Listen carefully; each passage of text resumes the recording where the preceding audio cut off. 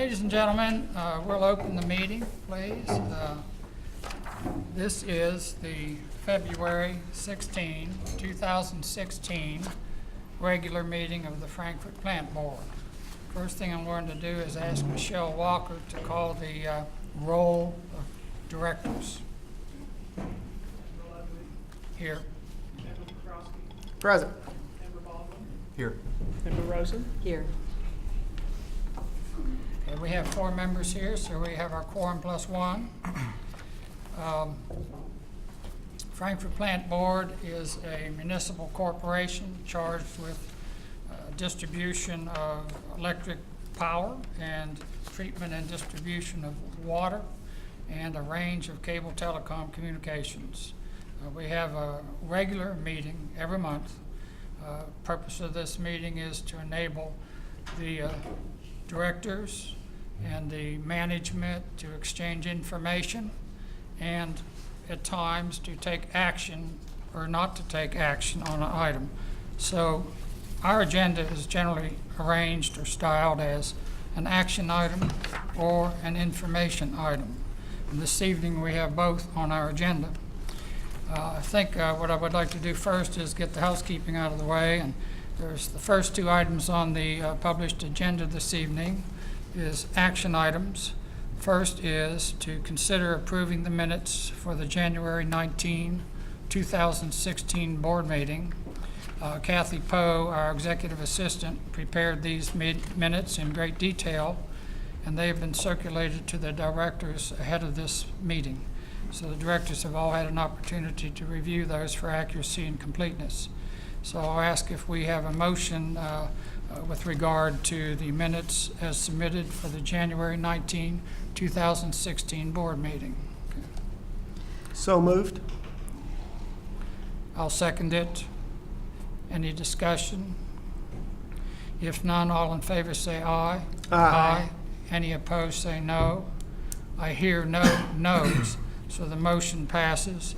Next item is the action item on to consider accepting the minutes for the January 22, 2006, January 27, 2016 special board meeting. Do we have a motion? So moved. Do we have a second? So I second that. Okay. Do we have any discussion? Okay. If none, all in favor say aye. Aye. Any opposed say no. Hearing no no's, the motion passes. Next 2 items are also action items, and they are to consider accepting some minutes. And number 3 agenda item is an action item. Consider accepting the minutes for the January 22, 2016 credit card committee meeting. Again, directors have been supplied with these minutes prior to this meeting this evening. Okay. I move that we accept the minutes as submitted for the January 22, 2016 credit card committee meeting. Second. Okay, we have a second. Any discussion? I would like to know what the abbreviation AMI means. Oh, Advanced metering infrastructure, smart meters. I'm sorry? Advanced metering infrastructure, smart meters. Okay. Okay, any further discussion? If not, vote, all in favor say aye. Aye. Any opposed say no. Hearing no no's, the motion carries. The next action item is similar. It is to consider accepting the minutes for the February 10, 2016 credit card committee meeting. Okay. I move that we accept the minutes for the February 10, 2016 credit card committee meeting. Do we have a second? Second. We have a second. Do we have any discussion? Okay. All right. All in favor say aye. Aye. Aye. Any opposed say no. Hearing no no's, the motion carries. Okay. Next item is. Mr. Lewis, Okay. I think on this agenda item, I think David Denton was going to present a brief chart for us All right. on the various costs for different payment transactions. Is that on this item, David? We could do it now, or we could wrap it in with all the other Let's do it financials. now. I'm sorry. Okay. That's no problem. Here's Mr. Lehman. We thought we'd use this time. We have customers in the audience and also customers that watch us on our Cable 10 channel to take a little time to look at the ways that FPB customers can pay their bills. We have a lot of customers that pay with checks or money orders through the mail or come into our office with cash and check. And we just wanted to kind of talk about some methods we have to pay that might be more convenient for people that would like to take care of their bill each month. On the screen here, and I've handed out to the board members, I'm going to go through the list of just ways that you can pay your FPB bill. The first one I have listed is you can go to your bank's website. Most banks now have free online bill pay. You can go and set up Frankfort Plant Board as a vendor on your bill pay, and you can send that right to us, and we will accept that, apply it to your payment. That is free to the customer, and it does use typically your bank account at your bank. The next one we have is an automatic bank draft. That is free to our FPB customers. You can complete a form that we have in office and also will be supplying online soon. To use your bank account, we'll automatically draft out of your account each month. So that's another option that's free and is a very well-received method. We have almost 22% of our customers use that today, and by far that is what we would say is our preferred payment method if possible. Next are online payments. You can make a debit or credit card transaction. Today there's a convenience fee of $3.95 to our customers to process a debit or credit card transaction on our website. You can pay by phone. You can call in and use a debit or credit card also at a $3.95 convenience charge to pay your bill each month. We also have an option where you can go to your local Farmers Bank, Whitaker Bank, and Republic Bank locations to pay your FPB bill. They'll accept your payment. Just bring in your stub that you get from your bill. That'll help them to know the account number and how to apply your payment. That is free of charge. You can pay with check, cash, or money order at those locations. So that's another good way to pay. Also, there's a depository box on the parking lot behind the Frankfort Plant Board's downtown office.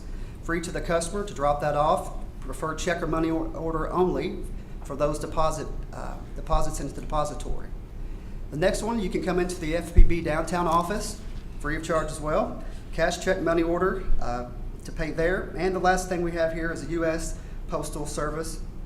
We can send check or money order in as well. I've listed these in this order because this is the order of least to most expensive cost to the plant board in the way these payments are processed. So these are the ways that if it were a perfect world, we'd start at the top and wouldn't leave. But these are the different methods that you can pay today. I'd like to move to the next slide I have and put this more to show how FPB, the amount of customers that use different type of payment types. If you start at the far left, that is a blue piece of the pie there that shows the cashier checks and cash that is coming through the front door. Just over 24% of our customers pay with a check or cash in our cashiers through the front door. You can see the next one at the top is our U.S. mail, and the orange slice there is just under 24%. And we're talking about 24% of 331,000 payments, so that's around 80,000 transactions in a single year. The next one we have is automatic bank draft at just under 22%. So when you put those three together, the cashiers, the U.S. mail, and automatic bank draft, you're sitting at 80%, 70% of all of our transactions.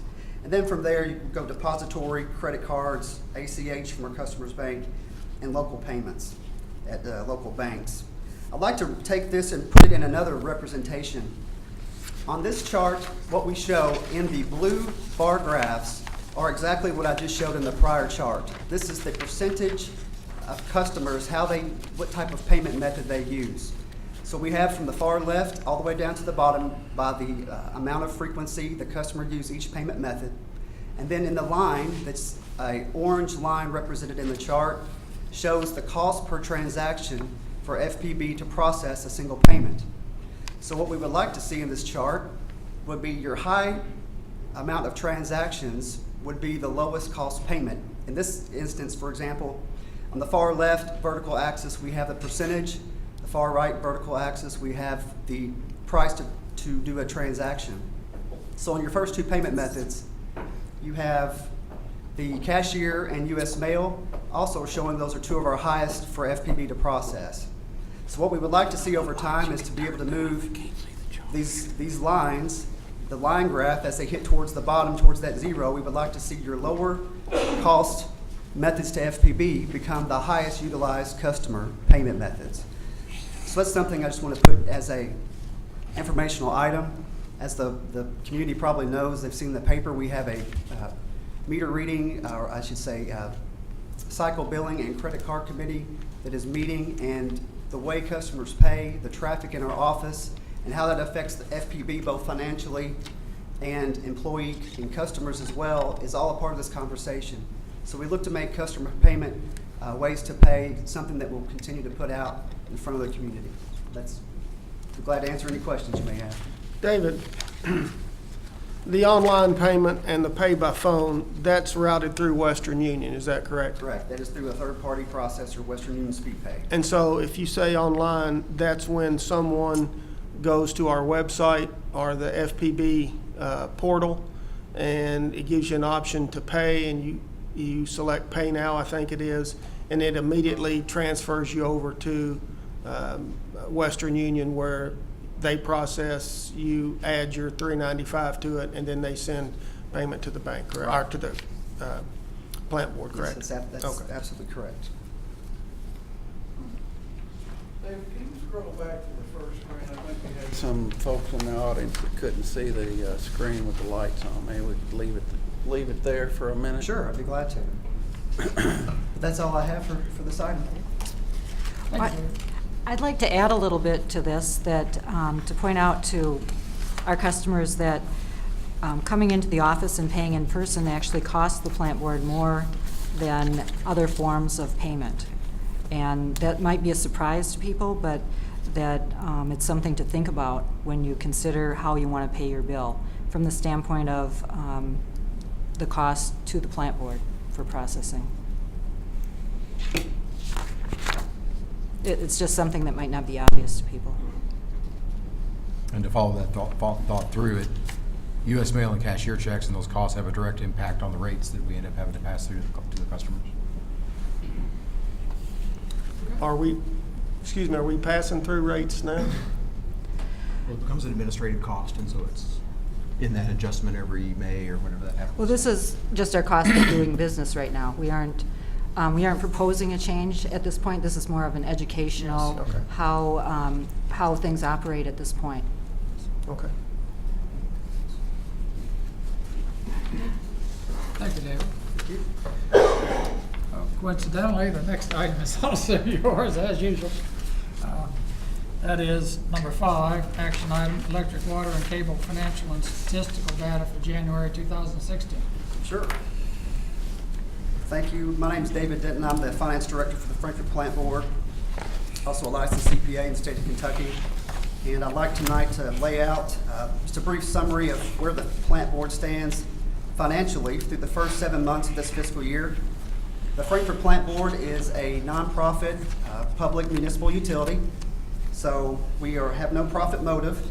Any money that we were to have above our expenses will be used to pay and invest in our plant as far as capital improvements, to retire any debt we may have, and also to build our reserve, which is a very important part of any utility.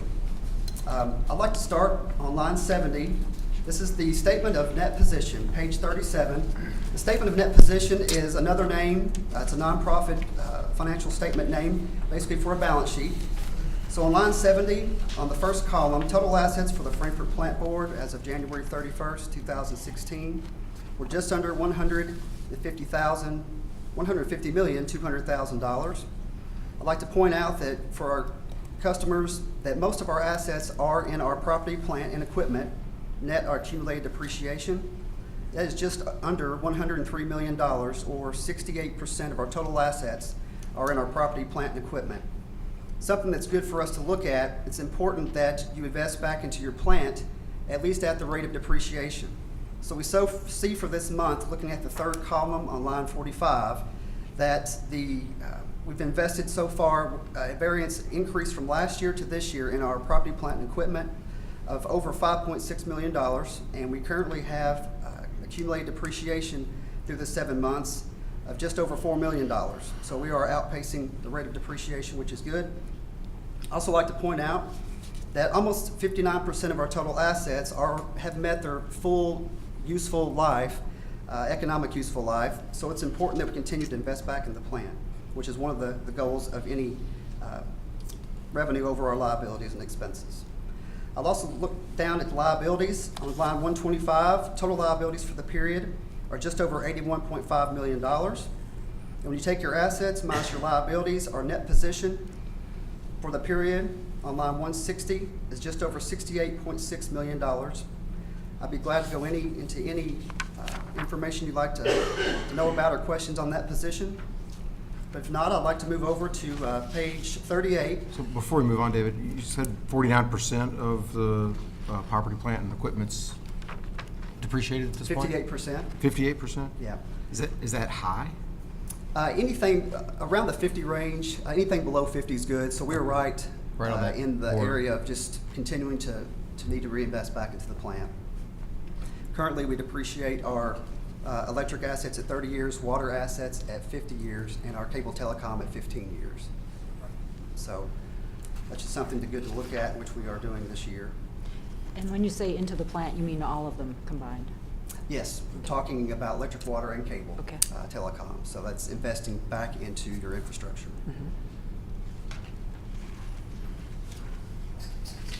If there are no more questions about our net position, I'd like to move over to page 38, which is our cash and investment schedule to show where we were with total cash and investments as of January 31st, 2016. This is a required report based on our current investment policy. You can see we had total restricted cash for the period on line 65 of just over $14.9 million. Total unrestricted cash of just over $7.9 million, bringing your total cash to $22.7 million. Our investments consist solely of certificates of deposit held at local financial institutions. Restricted investments for this time period are just over $6.4 million.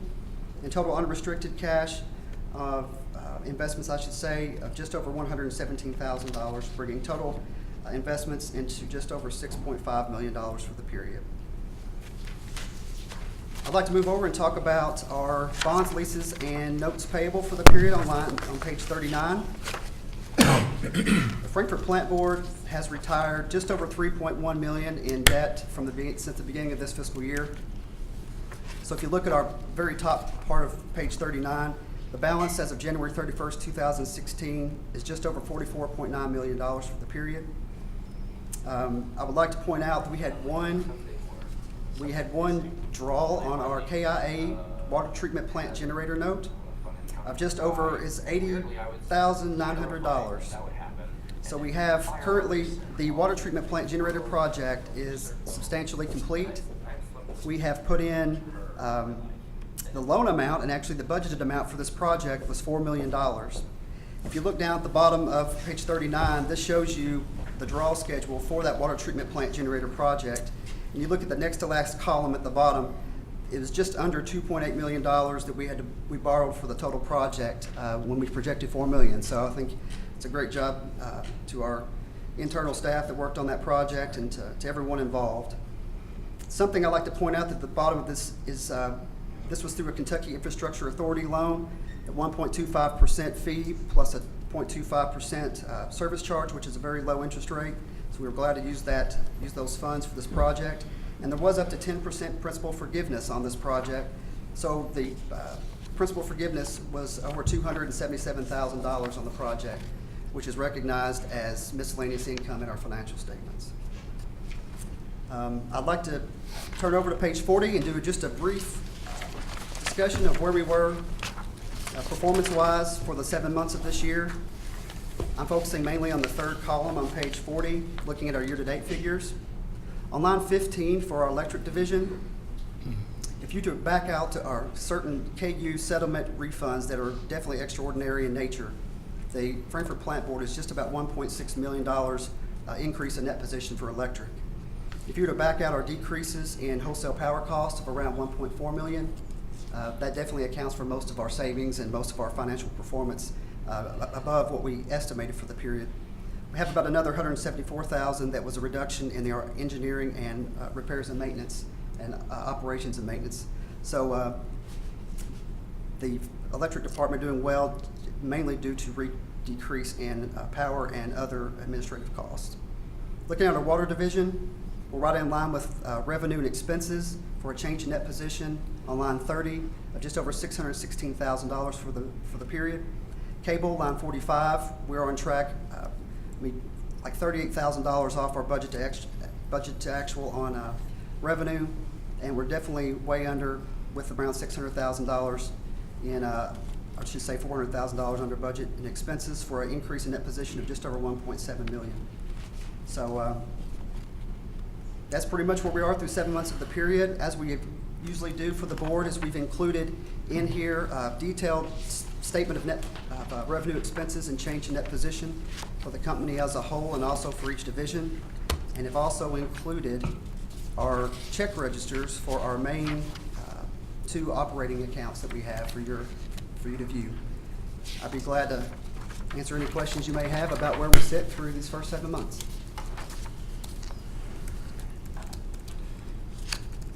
Very good report, David. Thank you. Usual thoroughness that you do.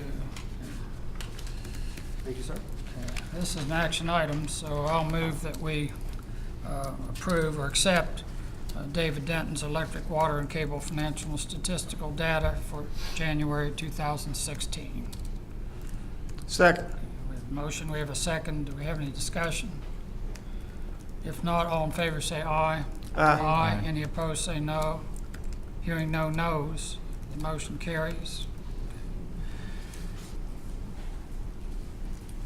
Frankfort Plant Board has something that most utility companies would dearly love to have, and we have it. And we have a way to communicate with our customers and our community generally with an in-house television station. So we have this remarkable way of communicating with our customers and our community. And we use it to our advantage, I think, and to the community's advantage. And we're going to be doing more so in the future. So tonight I want to try something a little new. It's going to be basically a free-form approach. Don't have a lot of rules, at least not yet.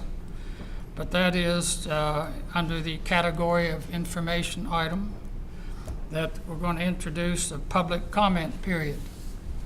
So there may be our customers here this evening or just people in the community who care to come here this evening and to make a public comment about the plant board. So all I'm going to ask of those individuals is to come to the podium and to identify themselves and to tell us whether or not they're a plant board customer. They don't have to be, and make whatever comments they care to make.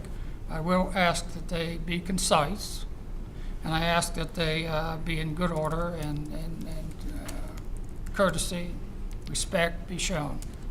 So with that, I'll ask if there's anybody here who cares to make a public comment. Okay, would you come to the podium, please? Okay.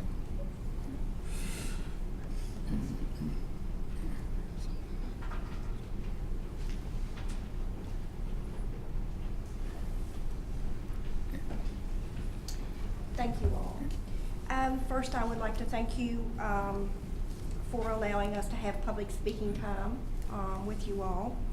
I first want to talk about your Big River phone service article in the paper. While it sounds really good, and I'm maybe excited about hearing more about this. Ma'am, first thing I'd like you to do is identify yourself, please. Oh, I'm sorry.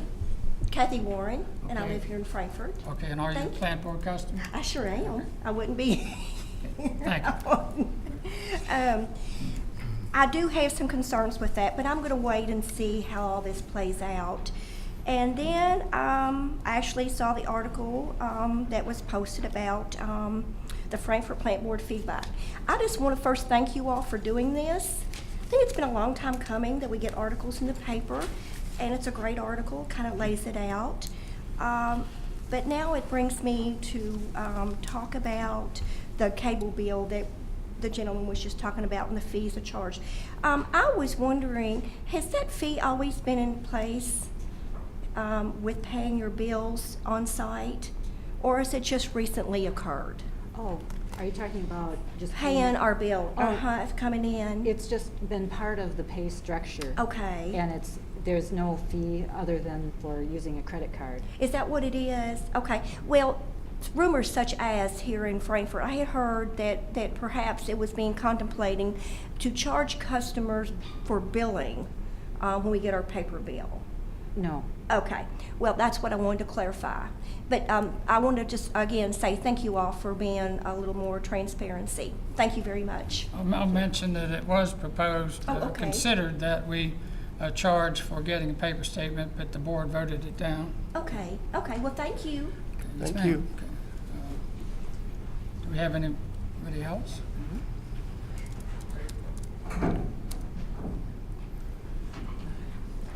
Hi. Excuse me. I was like running up here to get here on time. Anyways, I'm Shelley Spillman, and I've lived in Frankfort for about 2 years now. One of the biggest concerns that I know I have, other people have different concerns. Well, first of all, let me back up. I want to say thank you guys for opening this up to comment, because I know that our KRS statutes only protect us to actually hear and witness the meeting, so I know you guys don't have to do this, but I appreciate it. I think it's a vital role in opening the lines of communication and possibly improving our relationship. But one thing that is especially troublesome for the majority of the customers that I know, if you look at your Google review, it's like a 1.2 stars. That isn't just because of consumer relations, it's because of services. It's internet outages. We're not talking about just slow at certain peak hours, but profoundly out. And I've called and called, and it's still spotty. I work from home. I edit from home for people in other states. I can't not have internet. So, and I do photography. Internet's a very vital role of what I do. And I was just, so our primary concern is, what plans, if any, do we have to improve internet services? I can't speak to the other concerns of water or anything else, but so the primary concern that I'm trying to address is internet and what kind of plans there are to improve that for future speeds and reliability aspect. Would you or Casey like to make some comments about the upgrades that are going on now? Well, I guess that's a question we have if the board wanted us to take notes and respond, or does the board want us to try to engage in questions now? That's a question. I think the concise answer for the lady is that it's an ongoing effort on the part of Cable Telecom Division to be trying to upgrade and troubleshoot and keep up. Trying to keep up in this business is terribly difficult. Mm-hmm.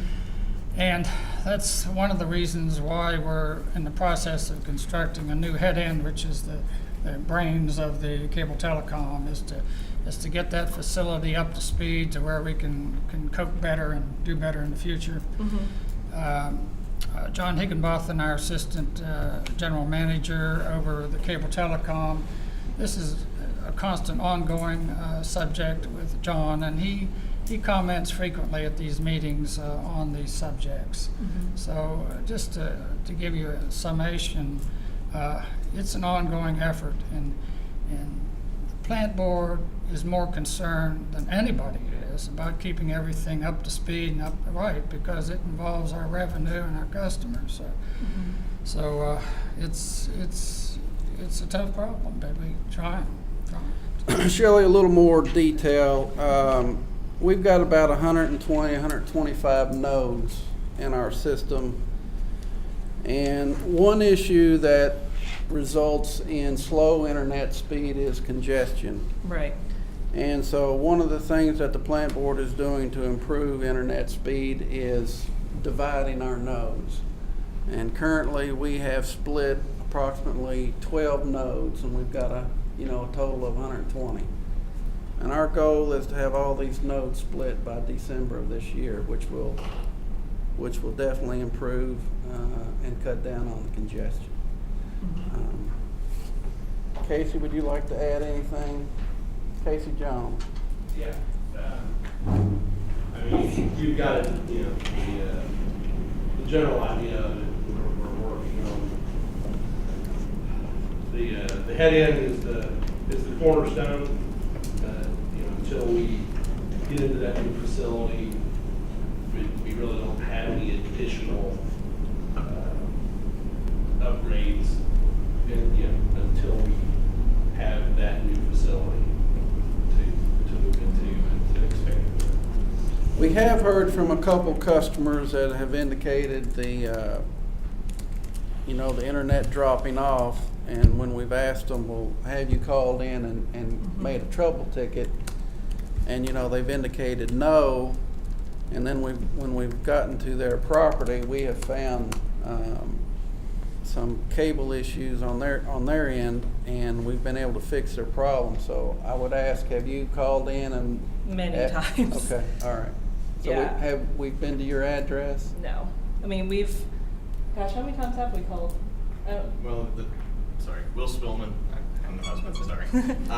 Of the times that we did call, our main frustration calling in was literally a voice on the other side that and I'm changing topics, I apologize. But mainly our goal was to be able to find some way of improving that response time.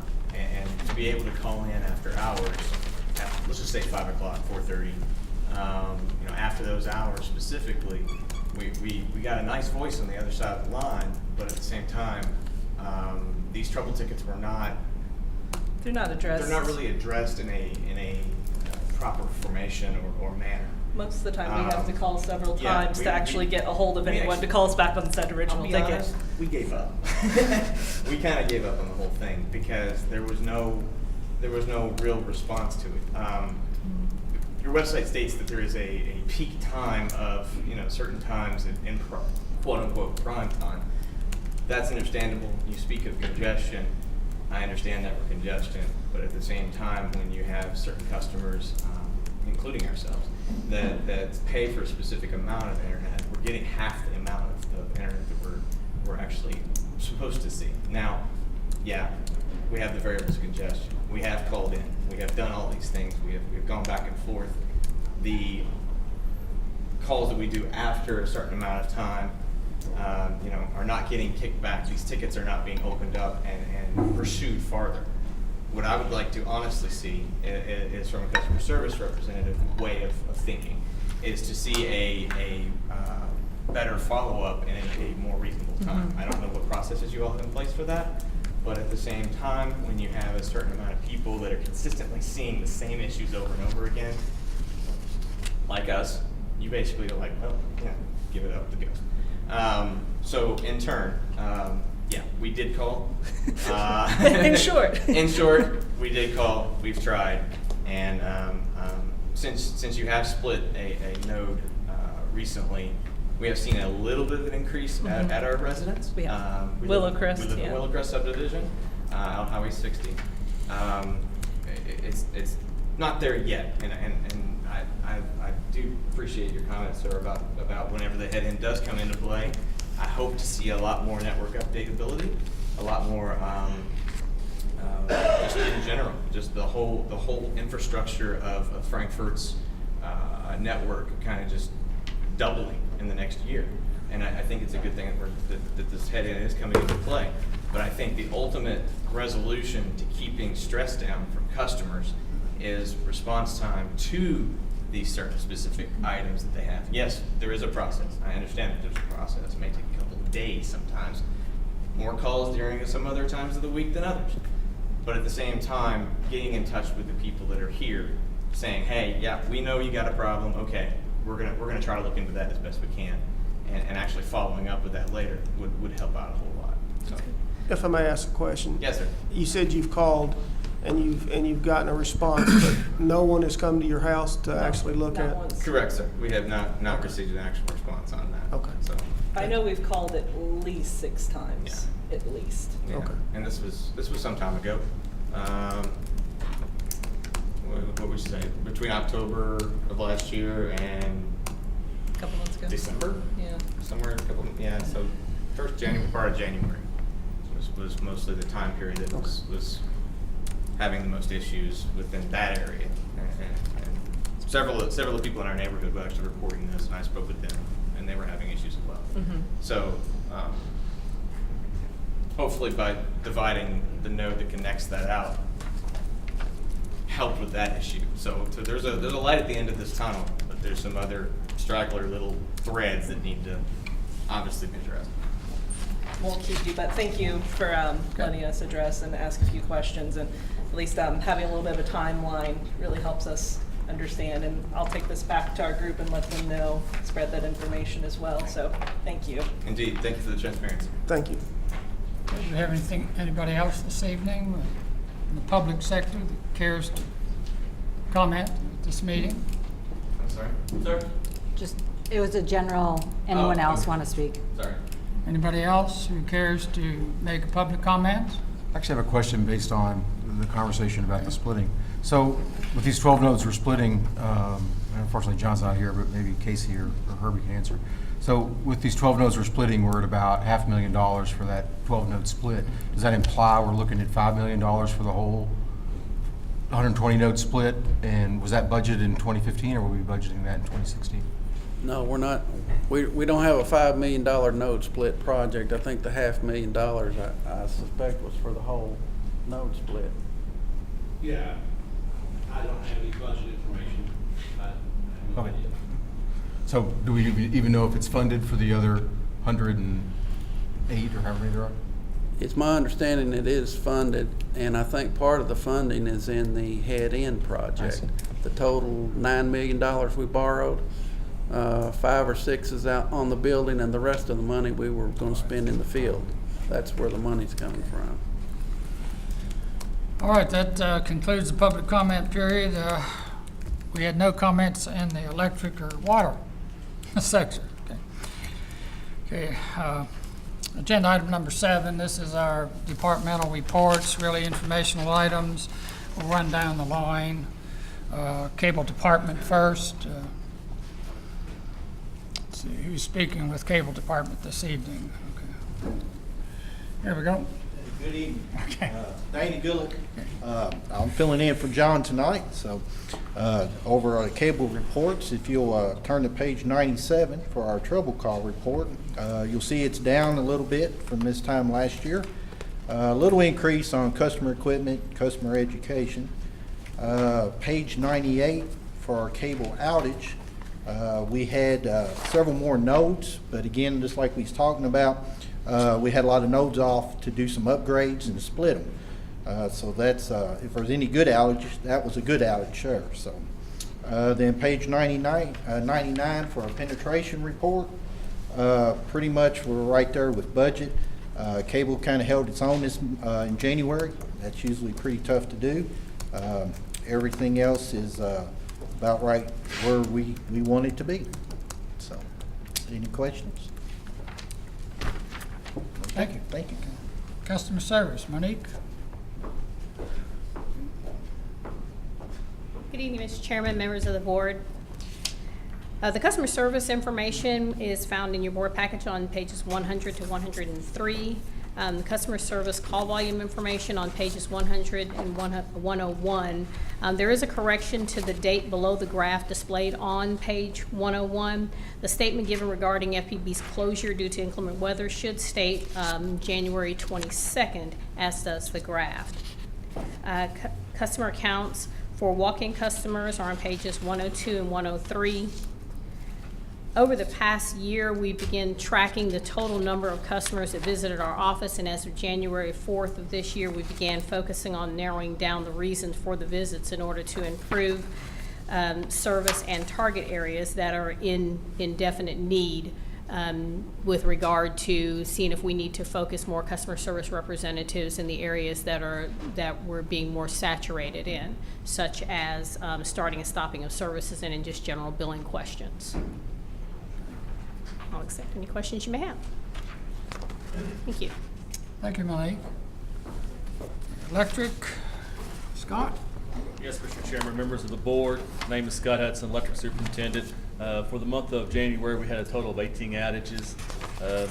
Page 104 in your book, you'll see our SAIDI graph. Just remind you that, the SAIDI graph is based upon a 12-month running, so, it shows just below 40, but that's accounting for the past 11 months also. So that number will come back down, hopefully, as long as we don't have any bad weather. So I'll be happy to answer any questions you may have. We've gotten off pretty easy with the weather this time, haven't we, Scott? No ice storms. Last year, March was the snow month, though. No ice storms, though. SEPA. Mr. Chairman, if you look on page 105 of your board package, you'll see a bar chart for 2010, 14, and 15. And the report I'm giving tonight is for December 2015, and you will see that we've lost money in December. If you look at the red columns there for the total calendar year, we lost money 5 months out of the 12. And if you look at the blue colored columns, those are 2014. We lost 3 months during 2014. And again, 3 months in 2010. So typically, September, October, November, we typically lose money in SEPA because we don't schedule as much energy during those months. But again, we did lose money this December. If you turn to page 106, you will see our Excel spreadsheet there, and for December we lost $27,635 for the month of December. And if you look at the total line, we lost $74,990 for the whole calendar year. If you'll turn the page to 107, we have only had one other negative year since we started purchasing SEPA energy in 1997.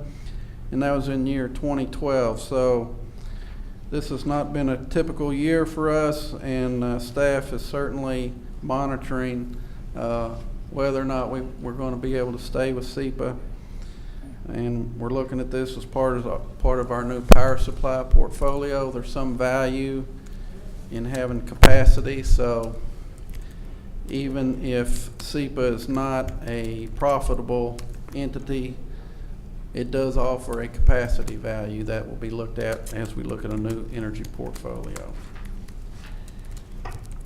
Answer any questions y'all may have. I may have missed it, but what was the reason for the loss this past time period? The major reason? Well, when we sell our energy on the market, we're just not getting as much for it. And second, we're not producing as many kilowatt hours. If you look on December, if you look under the SEPA energy column, I'm on page 106. I'm looking at that Excel spreadsheet.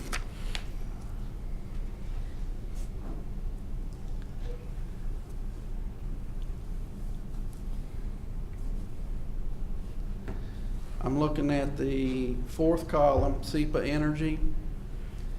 If you look down through that column, when we sell above 2 million kilowatt hours in a month, generally we have a profitable month. So if you look down the fourth column at SEPA energy, anytime we've got 2.5 million kilowatt hours of energy, you look to the far right under FPB's profit or loss. When we sell 2 million kilowatt hours of energy in a month, we're generally profitable. But we can't always sell that much energy because we have a minimum of 60 times our capacity allotment that we are allowed to sell a month, and a maximum of 240 hours times our capacity. So we can't always sell 2 million hours a month. So for December, we only sold 1.5 million kilowatt hours. And generally, it takes a couple million kilowatt hours to break even. Okay, thank you. Thank you, Herb. KyMEA.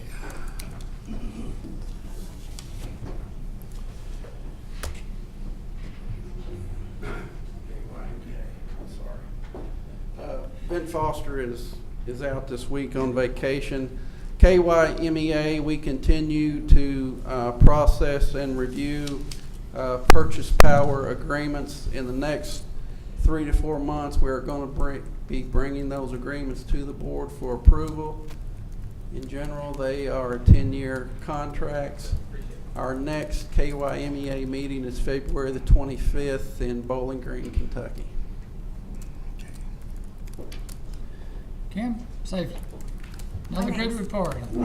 My name is Kim Phillips. I'm the safety director. There were no accidents, either vehicle or employee accidents in January. Water distribution, Billy. Thank you, sir. Water distribution reports are on pages 110 through 112. For the month of January, there were 2 new services installed. There were a total of 5 main breaks that we repaired and 1 outage, and that was due to one of the main breaks. I'll answer any questions.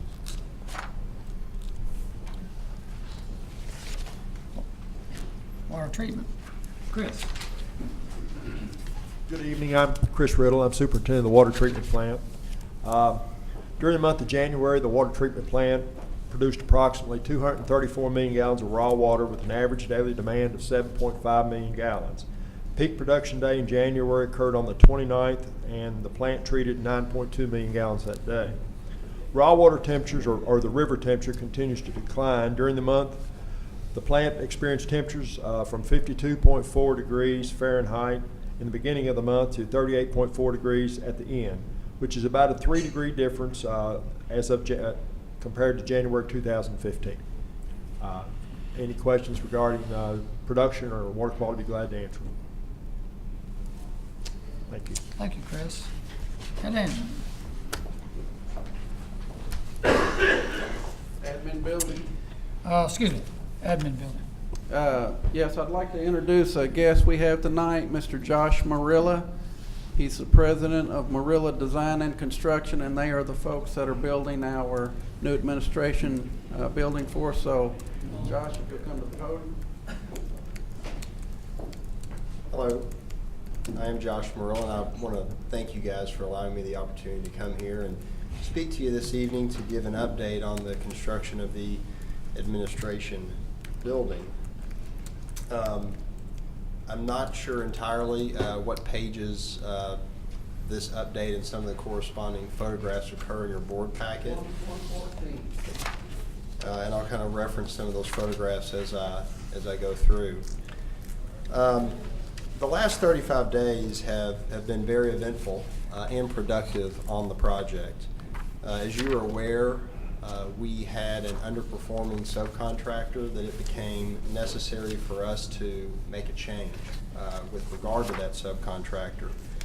The results of that change have been noteworthy, and there's been a tremendous amount of work that has been put in place in the last 30 days. Several of these items are key critical path milestone items that have been completed. Most noteworthy is the voided slab pour. And if you're looking at your board packets on pages 2 and on pages 3 of our update, there's a couple photographs there of the voided slab pour. The first photograph is obviously before the concrete was placed. The second photograph is the day that we placed the concrete. That photograph is later in the day when we were doing the finishing. Also, we have completed the cast-in-place concrete elevator shaft. A photograph of that is on page 4 of the packet. You can see some concrete being pumped into place there. The formwork that you see in that photograph, that formwork was removed in its entirety today. So the exposed concrete elevator shaft is now complete. We had planned on doing some concrete slab on grade pours last week. The weather didn't quite cooperate with us, so those pours are scheduled for Thursday of this week. Also, we are pouring the utility slab, or the utility yard slab, as well as the foundations for the generator this Thursday and Friday. And if you pull into the site off of Flint Avenue, There's the utility yard there. It's got a concrete wall around it that screens the contents of that utility yard from view. So those walls are up. We're going to be doing the slab on grade and the foundations for the equipment inside of that utility yard later this week. Again, we're going to have a pretty good stretch of weather on Thursday, Friday, and Saturday to do those things.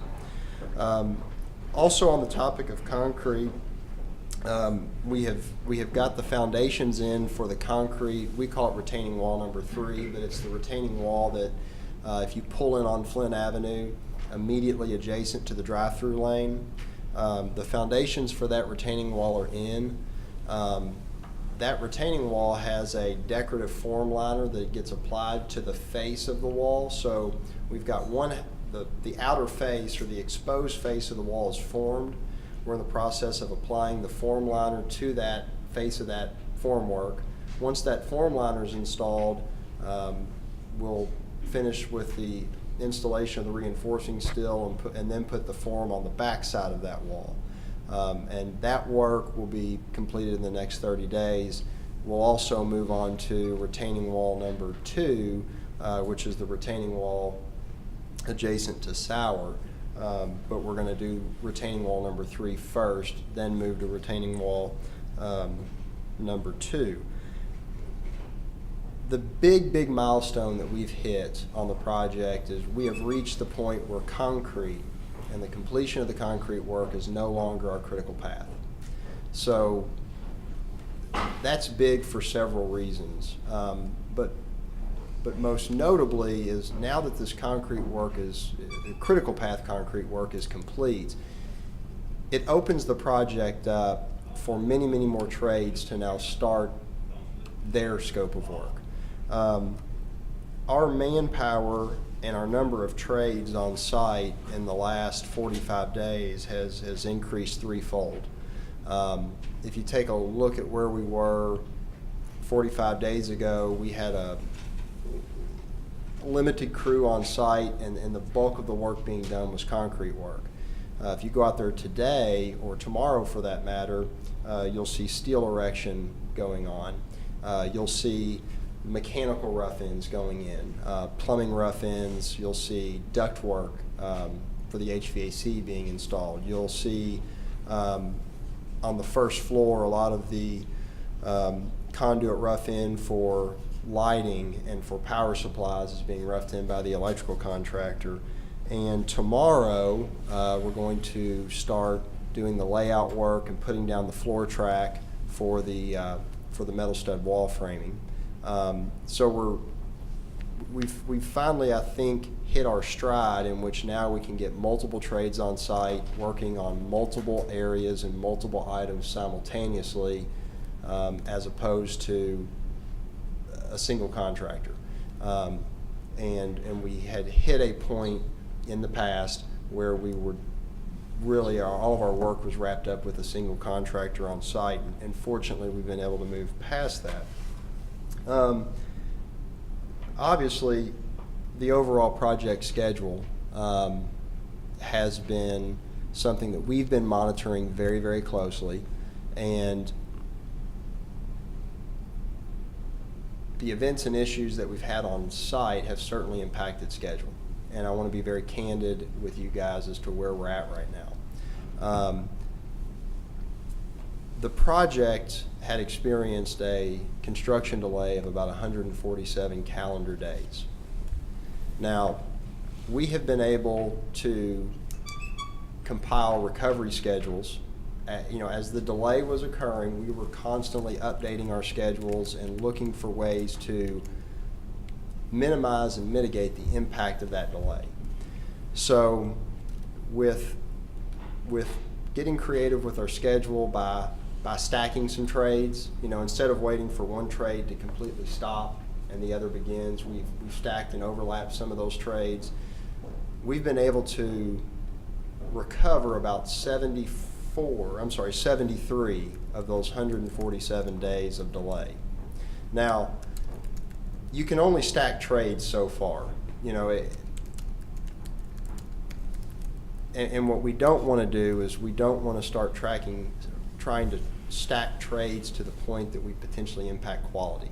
Okay, and that's a fine line that we have to walk, but we're not going to allow quality to suffer for the sake of schedule. So with the current schedule that we have, as of right now, we're looking to wrap up the majority of the construction items in late November of this year and begin the process of handing over the building to the Frankfort Plant Board during the month of December. So in the month of December, naturally, we're going to be there doing some punch list items, but that's the time of year that we're also allowing you guys to start moving in some of your furnitures, fixtures, equipment. That's when we're doing owner training, owner walkthroughs, and obviously we want to make sure that you guys are in the building in 2016. Is there any questions or comments that? Where are we in coordination with Gate Precast? Are we going to be able to meet their expected Gate installation? Precast, they're presently scheduled to be on site erecting precast panels on March 14th. We're going to be ready for them? We will be. The steel erection has to progress. That's one of the biggest factors. One of the things that we are going to do, and we're doing this at our expense, because the concrete work was not finished in the fall and it's now finished in January and early February, the soil material that we had hoped to backfill around the building with, it's not feasible to backfill with that material at this time of year. As you guys are aware, there was a lot of shot rock that came out of that site originally that's located in the waste area stockpile behind that. So we're going to use that shot rock material as backfill around the perimeter of the building instead of the soil, because the shot rock material isn't as susceptible to winter weather. And we've run all this through GRW and through the soils and geotechnical engineers, and all that's been approved. So the big key for us getting Gate Precast started is obviously steel erection, but then also making sure that we have backfilled around the perimeter of the building, because they've got to get their crane close to that building. You can imagine a lot of those panels are pretty heavy. Now, all the precast panels at this point have been produced. The panels are 100% fabricated. They are sitting at Gates Yard in Winchester. I am sure they would love to get rid of them, and counting down the days when they can start bringing them to the site.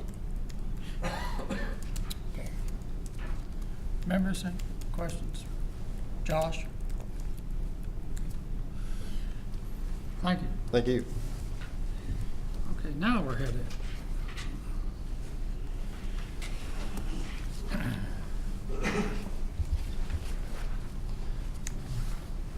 Chairman, members of the Yes. board, here to talk about the head end. Currently, we're about 80 to 85% complete.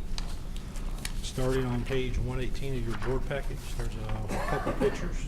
The first two pictures are basically the interior office area, and it's basically showing where they're finishing the drywall, setting the door frames, installing cable tray, and pulling the conductors in for the electric. The next picture is in actually the data center, and it's basically, they're still working on ductwork, and they're trying to get the supports in for the cable tray. Everything's looking pretty good, and we're moving along. Be happy to answer any questions you might have. Can't get much out of it, Adam. Thank you. Okay, that concludes departmental reports. We're down to agenda item number 8, which is... Gotcha, sorry. We're down to number 8, which is an action item. Consider approval of contractor agreements for storm response with Davis H. Elliot, Groves Construction, and Bowlin Companies. Thank you, Mr. Chairman, members of the board. This kind of goes with what you just said. Well, yeah, ice storms, but I thought to start off real quick, I would just give you a brief, especially the new board members. I think the past board members, this is the second time you've seen this, so you know what it's about. But for the new board members, you know, we are a municipality. We do have what we call rights with other municipal groups. We call them, now I'm blank now. I'm trying to think what they're called now. Anyway. Mutual aid? Mutual aid, there we go. See? We have mutual aid agreements with other municipals in the state. So if they need help during a storm or after a storm, they come to us or we go to them. Now, out of all those municipal groups in the state, there's probably only maybe 2 handfuls at the most, if that many, that has enough employees that they could dispatch to other municipals to help you. Back in 4 years ago, we had a little bit of a little windstorm when we partnered with the city and we filed for FEMA money. And we didn't have to actually, we had a group from Paris, they come down and helped us. We actually sent some people after that little storm. They actually went to FEMA training. It was Miss Walker and Mr. Foster went to FEMA training, and we learned then that for companies to get reimbursed for storms such as that through FEMA, you have to have contracts like this on hand. So, 2 years ago, we got to thinking about it, with the municipal groups that we know we have that we could call for help. If a storm starts in the western part of the state, it's going to come through the state. They could be damaged also. They can't send nobody to help us. We could be damaged, so what will we do? So that's the reason why we went out and we called the local, if you want to say, contractors in the state of Kentucky. Davis H. Elliot is based out of Lexington. Bowlin is based out of Owen County. And Groves Construction is based out of western Kentucky down around Bowling Green. And they're all local. We do know people who are involved with each of those, and they're respectable companies, and they do a lot of work for other utility companies. So all this is really pertaining to is we don't plan on hopefully spending any of this money, but if we were, say, to have a storm come through and we needed help, then we could call one of these contractors. They could come in and help us, and then we want to file for FEMA money. It's all in contract, so that we can file for FEMA and get our reimbursement for that. If these weren't in hand, then you cannot get reimbursed for calling a contractor in, because this way it keeps a contractor from gouging is what it actually does. So just a little brief history on that. So that's all we're really doing here tonight. 2 of these agreements, you can see there's really no place to sign. It's just a piece of paper they send us, we put on file and keep, and one of them they just want us to sign and send it back. So that's all we're all asking you all to do tonight is to just approve these agreements with Davis H. Elliot, Groves Construction, and Bowlin Companies for storm response to be eligible for FEMA reimbursement. These are the 3 companies that have provided us pricing. They are locally in the state of Kentucky, so we know they can respond in a quickly, timely manner. And they have the crews to respond if we do need them. Have the agreements been run past legal department? Yes, they're the same agreements that we've had for the last 2 years. They haven't changed. If you'll notice, all they do is they just, really the biggest thing, they just send us a price sheet and they just change the prices from year to year. And they really haven't, believe it or not, I looked from last year's prices to this year's prices and actually dropped a little bit. So the contractors are making a lot of money elsewhere right now, so they don't need to worry about that. So are these prices in line with what we would charge across to another municipality if they? No, because like I said a while ago, our mutual aid is set up, mutual aid is for the municipal groups, our mutual aid is set up the base of what we pay our employees with our benefits. So, if we were to go someplace else, they're going to pay us for our labor, for our materials, and for our manpower according to what we charge or what we make. So we don't charge any more. Now these are contractors, so contractors are investor owned, so they're going to charge you. They may charge you $75 for an employee, but you know how that goes. They're running the business. 25 may go to the employee, and 50 goes to Davis H. Elliot as a company. That's how it works. Sure. So, do we still, even with these contracts in place, do we still reach out to other municipalities for that mutual aid? Oh yes, no, we try. So this is like a third line. This is a third line of defense. Like I said a while ago, we always try to use municipal groups first. The city of Paris is one who always comes to our need. We've been up there and helped them quite a bit. We've actually had Paducah, we've had Owensboro come in here before. No, I'm sorry, Bowling Green and Owensboro come in here and help. And we've actually been to Owensboro and Bowling Green to help them also. So, we do try to use that. This is just, like I said a while ago, the third line defense, because if the whole storm goes through the state of Kentucky and everybody's hit and hurt, then they can't help us, we can't help them, so we still have to have somebody to help us. So that's what this is all about. Are these people constrained? I mean, do the other municipalities have agreements with them as well? I'm sure they do. I mean, like I said, these are big companies. They're like Davis H. Elliot. I know that KU and LG&E use them.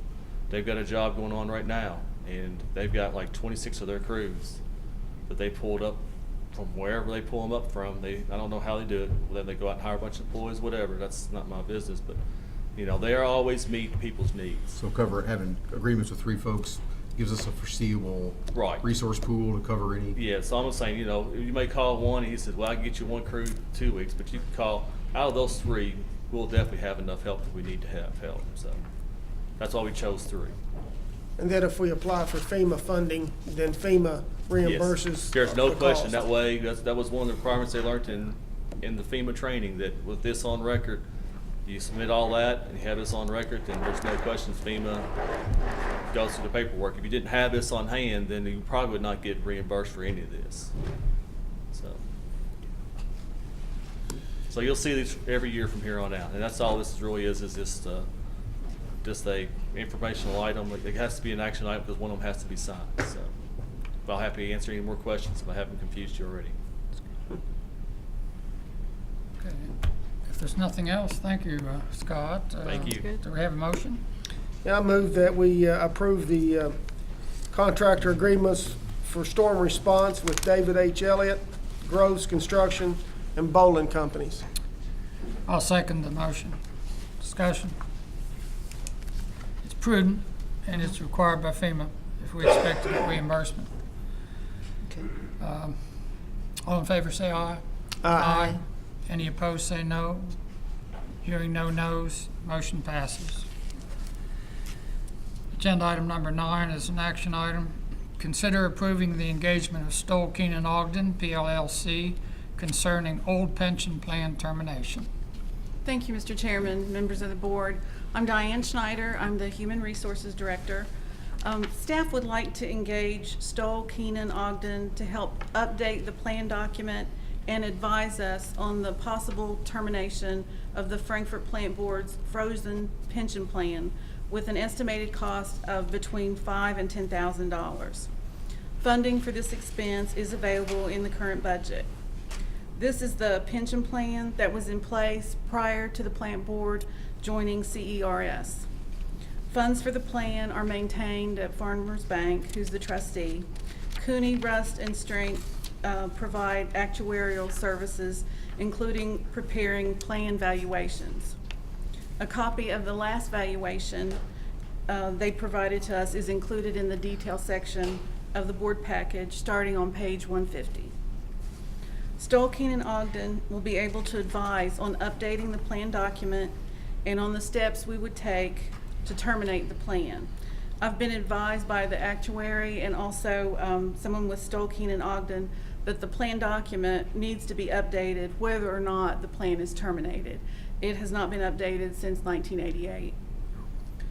The benefits to the plant board are that plan termination would save ongoing administrative fees, the actuarial expenses and banking fees, which are approximately $2,000 to $3,000 annually. And it would also save staff's time in the administrative costs.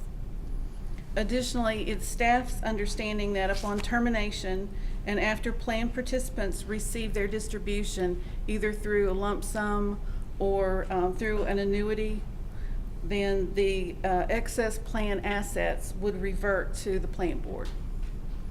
There are many regulations concerning pension plans, and staff believes that Stoll, Keenon, and Ogden will be able to provide the guidance that we need to update the plan document and also for us to consider the plan termination.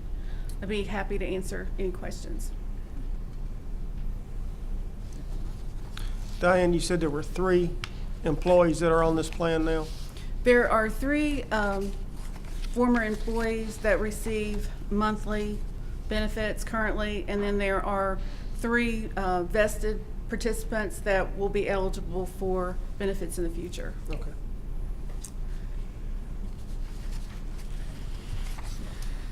Okay, any questions for Diane?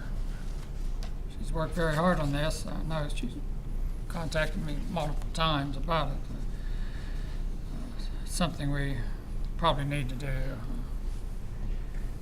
Do we have a motion? I move we approve engaging Stoll, Keenon, Ogden, PLLC concerning our old pension plan termination. I'll second the motion. Discussion. And if none, all in favor say aye. Aye. Any opposed say no. Hearing no noes, motion carried. Thank you. Okay, number 10 is an action item. Consider approving NBCUniversal agreement. Good evening, members of the board. My name is Hans Price. I'm presenting this item for Harvey Couch tonight. This is a standard NCTC agreement. It has a term until December 31st of 2018. It covers 13 channels plus the Olympic programming. The channels are listed there in the first paragraph of your board item. The budgeted increases are discussed there in the second paragraph. They're already included in the cable department's budget. Ask that the board move to approve the agreement for the 13 channels listed there in the first paragraph.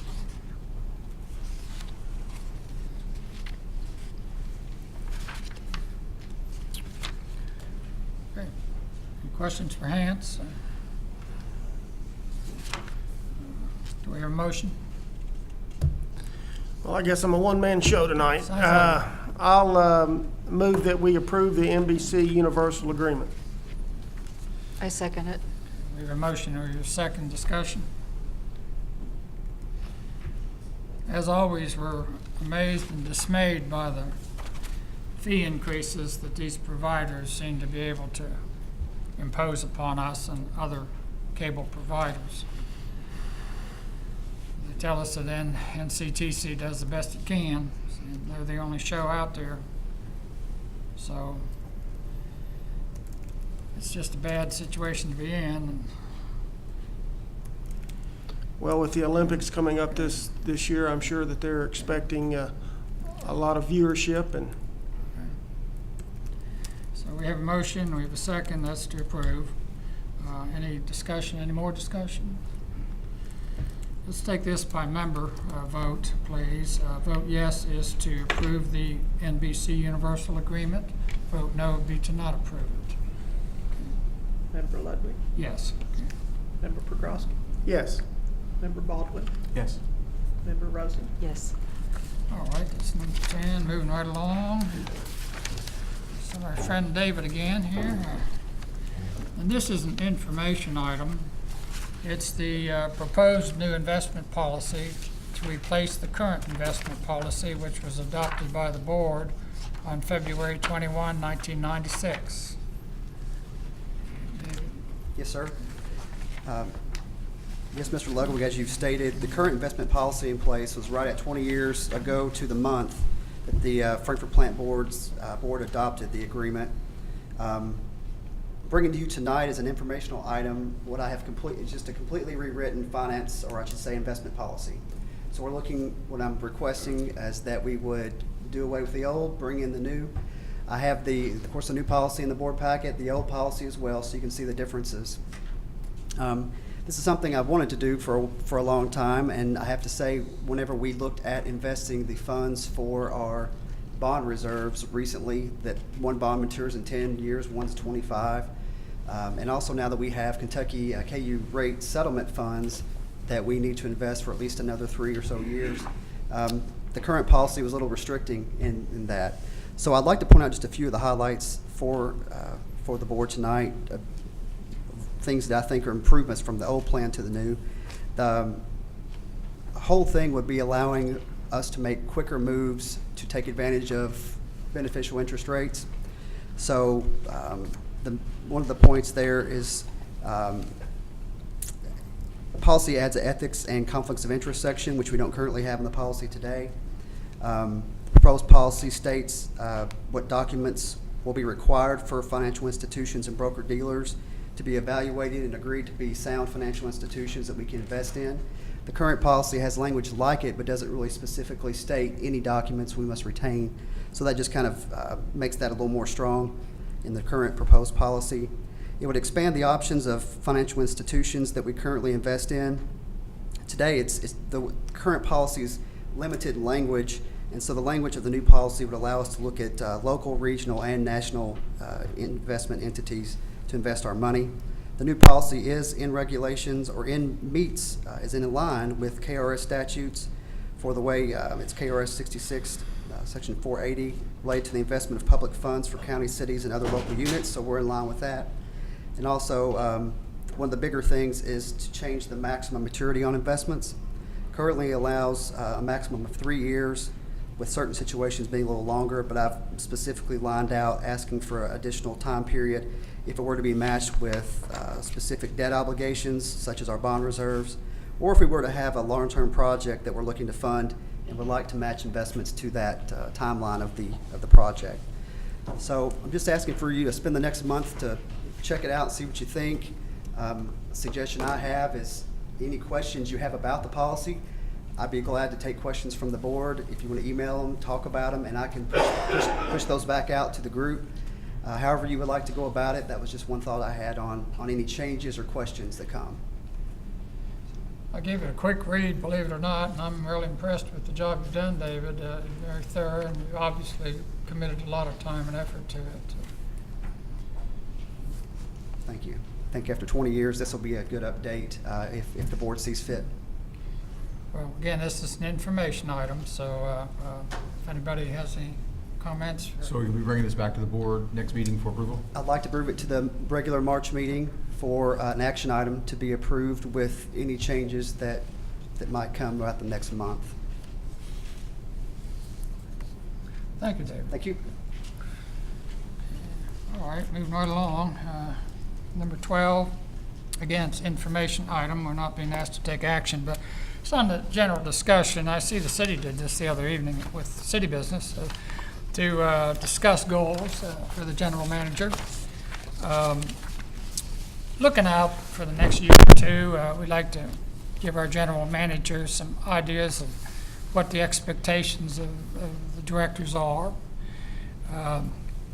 So it may be that some board members tonight may have some expectations or some suggestions for the general manager to work toward in the next time frame, a year or so. And this would be a good time to discuss those.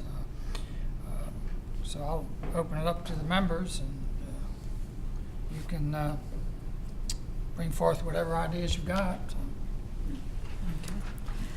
Well, the area that I concentrated on in that question was long-term planning and thinking strategically where we want to be in a certain amount of time, maybe 10 years, how to improve each segment of the business. I think one of the most prominent one, of course, is internet and communications. And also with that, I was thinking about how certain businesses could be grown. Say the security system. I'm not sure how many people really know that we offer home and business security, and wondering if that could be expanded. I noticed things like the library uses Sonatrol and now FPB, and wondering if there's potential for growth there, and that it would maybe take long-term planning to reap some of those benefits.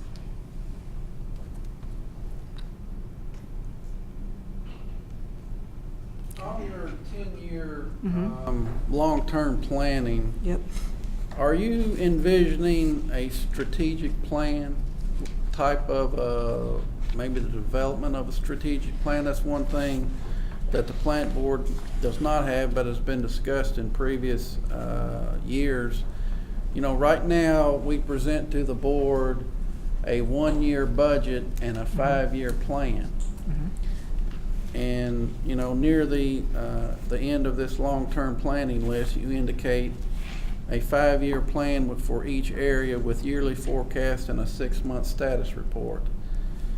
You know, that sounds like what our budget is now today. It's a 5-year plan, and we update the board monthly on where we are financially and what projects we are doing, and additionally, we provide a project log quarterly. So, you know, I'm thinking that we already do this 5-year plan that you've noticed in your list. Okay. But Well, I'm questioning on this 10-year forecast, are you envisioning a strategic report? Well, I am thinking more strategic versus just budget. I would consider that more of tactics, how we're going to achieve it, but strategy would be more, what can we do now to prepare for the future, say AMI, the automated metering infrastructure? Are there things that we could be doing now that would put us in position 5 or 10 years out? And so more theoretical than just, I shouldn't say just the budget is important, but more theoretical, where would we like to be, and then how we get there is a different question. The other question I had was this item that indicates one way to do long-term planning is to coordinate with university efforts to explore future developments in scientific advancements, energy needs, and engineering possibilities. Could you expand on what your expectations there are? Yeah, I guess that reflects my background working with 3M Company. And then I know that's something that technical directors do in divisions. They're developing new products or thinking where new products could come from. And some of those divisions are just divisions that create chemicals that are used in other divisions that create things like tape. So they're thinking farther out. They're thinking about possibilities in a much broader context. And I know that universities, I haven't been directly involved with that, do have groups that think about physics or chemistry and what directions people are going and how to do, their research areas of colleges, universities, what directions make sense to explore based on what industry needs. So that communication.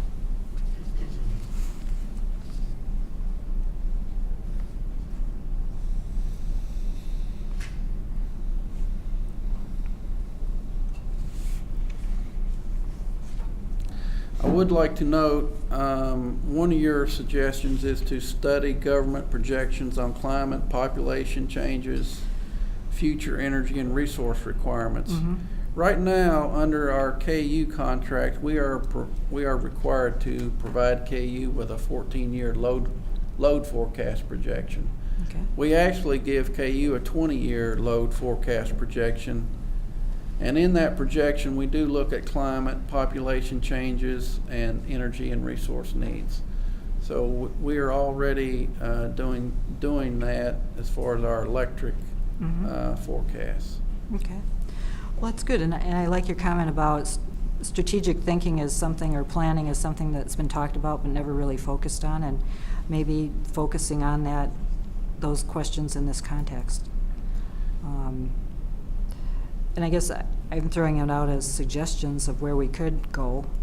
And I'm not clear on exactly what that would be, but that if we start thinking about what could happen, it would definitely make a difference in the future than if we think about it just in terms of a yearly budget or even a 5-year plan, but thinking farther out. So am I understanding that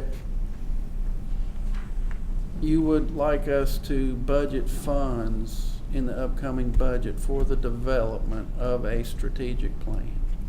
Well, I guess that's one way of looking at it. I was thinking about it more as far as goals for you as general manager to see what could be done in these areas and how we might incorporate them into the business.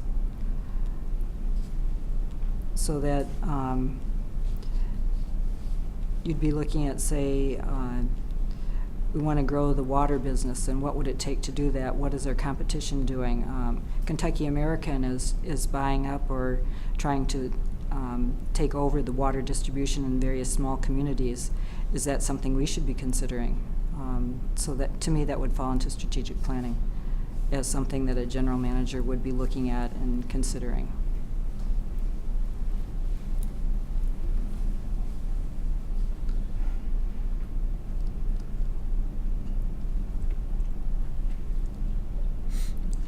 And you mentioned, I guess you sort of touched on revenue growth. Mm-hmm. Employee satisfaction, we have had comment boxes in the past for employees to provide suggestions for improvement. And what I've directed Carl Pitzer to do is to develop an electric drop box for employee suggestions and comments. Have you gotten any good suggestions out of the paper Dropbox? We have gotten good comments. I can't, it's Oh, been a okay. couple years. I don't mean specific so much, but you feel it's been valuable. We have gotten a couple good comments. I think in general what ended up happening was it became a complaint box versus a suggestion box for improvement. And for whatever reason, the comment boxes have dwindled away for the last few years, but we can start that process again, and I'm sure we'll get good comments again. As far as implementing an exit interview system with department employees, we've been doing that for as long as I've been here that I know of. We have exit interviews. Again, for 20 years I've been here, we have had exit interviews. Improving customer service and satisfaction. Monique has developed a 2 or 3 page report that she's given to Hans on ways in which we might head down this path. And I think part of that, as noted perhaps in Walt's comments, is to start off with some type of survey to see where we are beginning. What are the pain points we have right now? I know one issue that Hans is wanting to work on, and that is wait time for when customers call in. What is the wait time they're on the phone? So we're going to address the customer service and key initiatives noted. And one key point out of that is that it's a process of continuous improvement, right? That you're not just doing a survey, responding to it, and calling it done. That there's an implementation of a process that runs that through regular cycles. That you're constantly collecting feedback from your customers, incorporating those in our business to see how we can improve to address those concerns. Yes, I think one thing we're wanting to do is work with our short tail infrastructure and do some quality call monitoring and do counseling with customer service reps when we see ways to make improvements. So that's one way of continuous improvement that we're looking at doing. And then the other comment was actually brought up by one of the public today is some sense of feeding back after a customer interaction to get some sense of resolution. Did the encounter with our service staff actually help them? Was it productive? Right. Some way to quantify the satisfaction level. I don't have an answer for why we haven't been to Shelley's address. I don't have her last name. That's fine. I wasn't talking about the specific thing. It was just an example of one of the other facets. One is collecting a sense of what the problems are, finding ways to resolve them, and then also quantifying whether we actually did resolve them and turning that into an iterative process so we continue to move forward with that. Mr. Chairman, I failed to get to you a written document about goals, but I do have some suggestions I would like to make. I think that the suggestions that have been brought forth have been good, but they're awful hard to measure. I think that if we're going to set goals for our general manager so he can in turn set goals for his staff that obviously will help him to accomplish his goals, there ought to be some type of a matrix, something in the neighborhood of a goal, objective, and then a measurement technique. A goal would be to improve customer satisfaction, I think was one of Walt's suggestions. Improve customer satisfaction. You've got the objective, or you've got the goal, you have an objective as to how you're going to accomplish that, and then you have some type of a measurement, a date. It will be completed by X date, or it will be updated monthly, or whatever, but at least then it gives us some type of a measurement to see if the general manager is doing or meeting the goals, so that at the end of the period we can say, okay, he met these goals, or he was at 90% to this goal, or he exceeded this goal, or whatever. But it gives us as a board some way to actual track, monitor, whatever. And then the comments that I would like to make as far as specific goals would be, one, to improve our image within the community and our image with our customer base. You know, that's something that we have a need to improve, and I think we also need to improve our relationship with our city. Our city appointing agents and the city government itself, we need to work on improving that as well. I know that your plate is almost full with the major construction projects that we have ongoing and those that we have in the pipeline to do. And so to overburden you with multiple goals, I think is not as productive as could be done. But I think if we have some type of a measurement system in place, maybe it would be taking the suggestions that the board has given and you working that into some type of a matrix that we can look at, I think would go a long way to helping you and the board see the completion of those goals.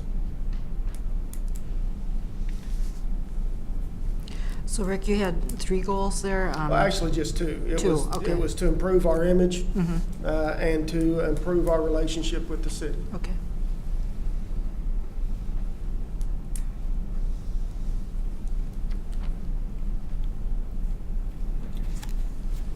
Do we not feel like those would be outcomes of just naturally engaging with the Outcomes, customers? that's what I wanted to use instead of measurement. Outcome, yes, outcome, thank you. And I agree with your point. That's actually why I structured the goal the way I structured it. Right. Was that we have a process where he can define issues, define solutions, and measure. And it may very well be that he doesn't meet all goals. If he met all goals, I would wonder what he was doing. You know, Well, I guess so I mean, you know, you put your goal, your objectives, and your outcomes out there, and that way he can measure. Sure. And you know, maybe a 70% completion of doing one goal is highly acceptable. Right, and in particular around the customer service. Exactly. I don't think you ever get to 100% customer No. service. It's going to No. be a moving target, and Exactly. all you can really define is the process itself. Right. And to have that continuous improvement cycle. Mhm.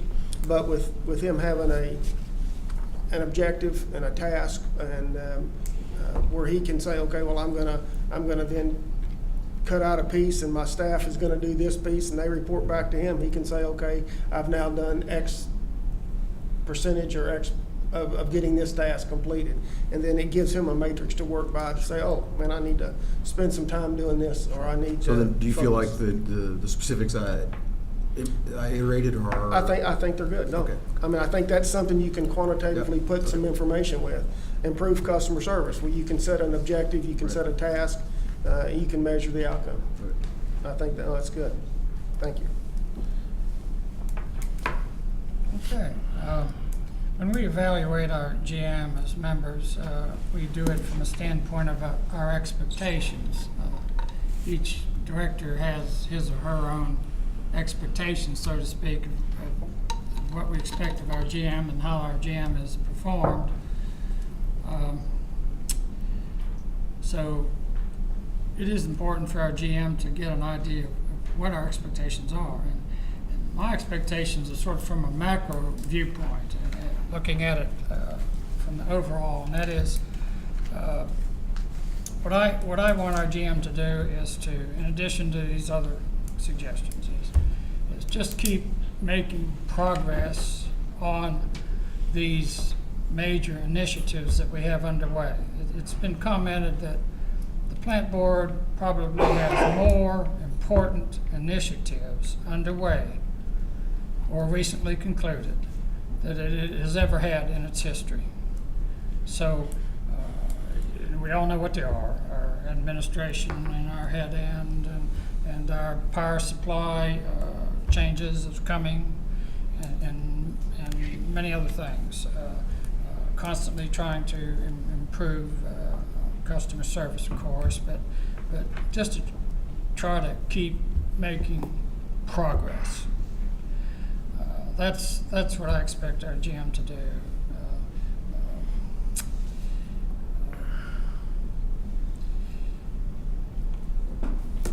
I don't know, have we helped you any, Herbie, in getting an idea of what we look for from you? Is that of any help to you at all? Yes, sir. I guess the one comment I'm still struggling with is coordinating with university efforts to explore future developments in their scientific advancements. You know, I guess GMs or attending seminars and reading the trade literature, I guess that's where I would get trends. I'm just still a little questioning my role in contacting universities. Yeah, well, you're a graduate of the University of Kentucky, right? I mean, you could check with their departments and say, I'm an alum, what are you doing in this broad area? And see what they say. That would be how I would approach it. But I guess to go back a little bit, one thing I thought of was Glasgow Municipal Electric and Internet cable, that they have AMI and they have fiber, and they have had that for a while, and that they must have thought about it in a big picture years ago in order to be at that point now, to have automated metering infrastructure, and that we don't have those things. Was anyone thinking about it? Could we have it now if someone was thinking about it long term? And so kind of that strategy. We have been thinking about AMI, but one thing this company has done historically is we do not want to be on the bleeding edge of technology. And an example is LED streetlights. When LED streetlights came in, there were many manufacturers of these LED streetlights. And I don't recall the city in Michigan, but they bought, they replaced their entire streetlights with all these LEDs. And now that manufacturer has completely gone out of business. So anytime this city in Michigan needs to do maintenance, they've got to put up a different brand of light. And that's just one example how the plant board doesn't want to be on the bleeding edge of technology. We like the race to develop and lay 3 or 4 links off the lead and see how the race goes. We don't want to be the first one out of the gate. But it would be good to know that the race is going and know that ahead of time. We're in the race. Okay, well, so it is a broader objective, and I just think there are possibilities. In doing research on our credit card question, I did talk to Duke Energy, and one of the things that came out of the conversation is that they have invested in wind farms, kind of like we have SEPA, only that was the federal government coming to the plant board and offering an option. But they've invested in wind farms in Texas as an energy kind of bank. So, is that something we should be considering? I guess that would fall into strategy, and does it make sense? We looked at Iberdrola, who is a major developer of wind farms, and we looked at this a couple of years ago, 2012, I think, and looked at the numbers, and it wasn't cost effective to make an investment in a turbine, a wind turbine. Okay. Yep. Well, hopefully at some point it will make sense. And and data changes, right? I mean, you're starting to see, another example is, you're starting to see, communities that made decisions to invest in HFC networks years ago, as we did, that are now at a point where they've spent so much time augmenting that technology and upgrading it as much as they can, that they've now actually multiple times paid for the cost of if they initially had moved to an FTTX technology instead. And your point's well taken that there's a perfect timing with where that cost benefit sets, but to the discussion of long-term strategy, it's not a we looked a couple of years ago. It's a we're always looking, so we know what these changes are, where those numbers turn upside down, and can be in front of that. This sort of makes me think that we need to develop a strategic plan that is a major document and it's updated on an annual basis, as opposed to the general manager giving the board my impression of where we're going to be in 10 years report at a board meeting. It makes me think that we need to develop a strategic plan, which is a bound document, Okay. and it's updated on an annual Well, basis. maybe that's a good place to start. And the other thing I thought about, but I didn't have time to work on it, was other municipal energy companies, like the ones in Kentucky Municipal Energy Agency, you know, that have formed that. Do they have strategic planning going on? And what have they done with that question? Because it's a similar model. And maybe that would be, you know, tied into, do we want to have a strategic plan, and what your recommendations might be based on what others in a similar capacity have done? And I agree with the formality of having a strategic plan. But the one concern that comes up out of that is you know, how much of that becomes, you know, consulting information, and how much of that is us just paying a consultant to produce a direction for us. You know, at the end of the day, I think it's very important that, you know, we do our own thinking, and that we understand the forces that are affecting us and the opportunities or constraints that we're going to have ourselves, so we can judge that information that we get from consultants or get from outside sources. So developing our own thought process is kind of what you're saying. Sure. Yeah. My experience, I've seen other much bigger utilities, and they bring in consultants to develop strategic plans. Certainly They not. are major documents. And I agree, and I certainly am not discounting the benefit of consultants. They're a necessary tool to have, but over-reliance can be a burden as well. And the point is only that we stay internally connected enough that we can bring our own thoughts to interpreting that consultant data.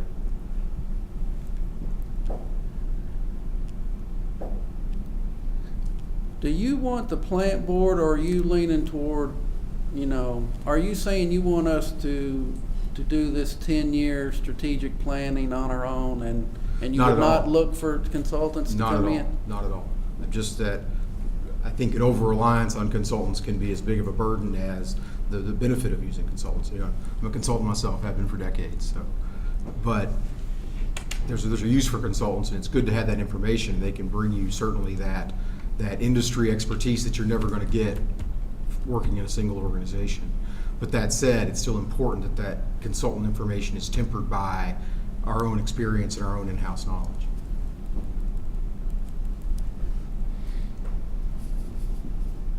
So, well, my perspective, I didn't even think of consultants, but I thought of growing our internal perspective on the future, on what we could be doing now. And that if I was doing it, I'd step through these different things that I came up with. And I'd make one other note about AMI. It's not, we are fully aware of AMI, but you know, one of your other suggestions was, you know, what is our competitive position? How do we compare with area providers? So anytime you look at technology, you also got to look at the cost of implementing it. Mm-hmm. You know, AMI is going to be a $10 to $12 million investment. So it's not that the plant board is lacking, or we haven't had oversight, or we're not aware of current technologies. We've got to weigh, you know, the cost, and can we afford things or not. But on that cost front, if it had been more on our radar in years past, potentially we could have benefited from some of the Recovery Act dollars that funded AMI for a lot of the other municipalities out there. You've mentioned grant monies quite a bit in the past, and we don't have a grant writer, and you know, maybe we've missed out on that boat. I don't know, but we have certainly looked at AMI for probably 5 or 6 years. You know, it's been in the budget. We always keep it at year 4 or 5. You know, as technology you know, gets a couple years on it, the price comes down. But that's why early on we haven't implemented AMI, was the price. And we didn't want to be on the bleeding edge of technology. We've seen too many times you jump on a new technology and you've got, you know, they come up with better solutions in a couple of years after it's been on the market for a while. Well, in one just informal discussion with Vent, he talked about some things that you could organize a certain way for when that does happen. And I didn't really understand all the details, but he had some ideas about how you could position yourself. And so strategy would be to be thinking about that in the different business areas so that you could go to things like AMI and already have things kind of organized in that way, whatever that might be for electric or water. So it's more of a thought process than necessarily spending.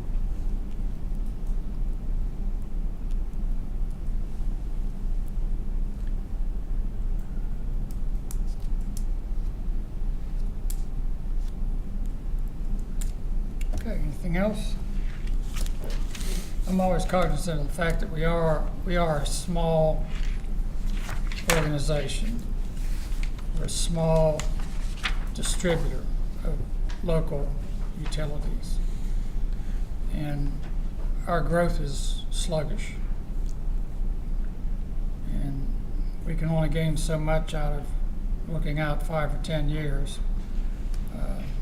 We ask a lot of our employees, 225 employees, to do everything they do. So, again, I don't want to impose major new initiatives upon our staff, but I do want us to continue to make progress. And we've heard some pretty good ideas tonight on things that we can do to continue to make some progress. If there's nothing else, we'll move on to agenda item number 13, which is old new business. I don't know if we have any. No, sir. Oh, I'm sorry. I have one question. When we finish, does that mean all the goals that we've proposed are going to be incorporated, or do we need to vote on them, or? We're not going to vote on them. Okay. I think they'll be reiterated in minutes and so forth. And okay. Each director has their own ideas. Okay. Any old or new business? No, sir. Okay. Information items? GM comments? No, sir. Okay. Lawyers tell me we need a closed session, so I'm asking to have a closed session pursuant to KOS 618101C for the discussion of proposed or pending litigation against or on behalf of FPB. KOS 618101F for discussions which might lead to the appointment, discipline, or dismissal of an individual employee, and KOS 618101B for the discussion of the future acquisition or sale of real property. So, we have a motion for closed Move we go session. into closed session. Okay. Second. Okay, we'll adjourn here the regular session. In 5 or 10 minutes, we'll convene the closed session. Mr. Chairman, I just want to take a vote on that motion. Okay. All in favor, say aye. Aye. Any opposed, say no. Okay. Motion carries.